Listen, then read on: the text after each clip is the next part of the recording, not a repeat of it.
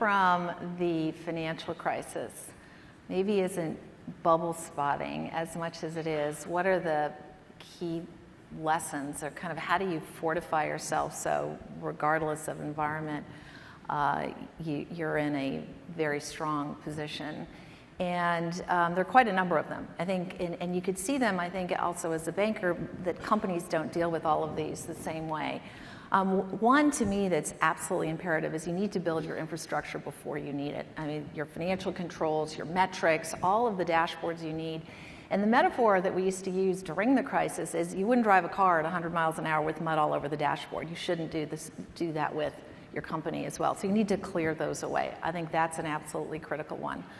I think the other is you need to focus on what's your greatest source of vulnerability, and you need to manage to protect yourself from that. So in the financial crisis, I often said liquidity is your oxygen, and without it, you choke. And that's precisely what happened. Firms did not build in duration, the durability of liquidity, and so when markets went awry, liquidity vanished and they began to choke. I think for any business across any industry, you need to ask yourself, what is my source of vulnerability? And if you're not doing that and you're just playing right into it, you're one that's going to have a problem with a bubble. I think the other that's really important, and Hank Paulson well, last time we were together, you were interviewing him. I think that he said something to me during the crisis, which I'll never forget, which is you need to have the will and you need to have the means. And too often, by the time you have the will, you no longer have the means. Now, he was talking about the financial crisis, and when he said it to me, I was thinking of Greece, but I think that's true in any business. It's easy, again, going back to Larry's comment about incrementalism, it's easy to think about incrementalism, but if you don't make the tough choices, that incrementalism can mean that at a certain point you no longer have the means. You may have the will, but you no longer have the means. To me, those are really important lessons. And then the last one is experience. I do think that we as a country were really fortunate to have had Hank Paulson and Ben Bernanke in the driver's seat because they were able to be nimble and pivot based on their experience. And I think marrying a lot of the vision and optimism and excellence, engineering talent, with experience from some of the other elements is important. So those aren't necessarily spotting the bubble ahead of time, but I think hopefully it's ways to make sure that you kind of maneuver through it. Do you see what Silicon Valley's vulnerabilities are, and do you think people here see them? Well, I go back to I think some really clear lessons having been through the 90s, and the two that I come back to is one, what's your differentiated advantage?